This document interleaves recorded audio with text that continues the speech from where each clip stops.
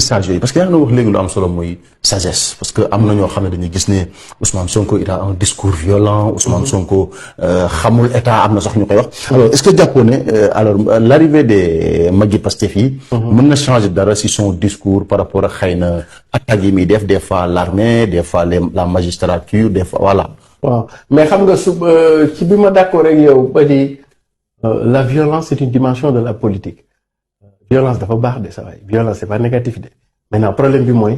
à quel moment il faut utiliser de la violence c'est le temps de la violence qui est important nga defee ni Sonko ba ko Macky Sall ne caxat président Macky Sall ne que caxat bëgg yóbbu kala s'il n'était pas violent dina di mucc mois de mars xeex politique violence dimension la ci mais problème bi kañ mooy bul juum ci le temps de la violence d'accord bul juum ci le contexte de la violence le lieu et le temps de la violence boo ci juumul baax na parce que am na fu ñu toll moom violence moo la ciy génne soo deful violence yaa ngi ci biir kii bi kon donc pour man fondamentalement Sonko n'est pas violent il sait user de la violence quand c'est nécessaire. parce que waa après quand il attaque Sonko il a un discours violent l'expérience xam nga bu ñu jàppee nag ca daral ba Seras jàpp ko jubali Seras moom xam ni dañ koy fàttali mais dana wekkandu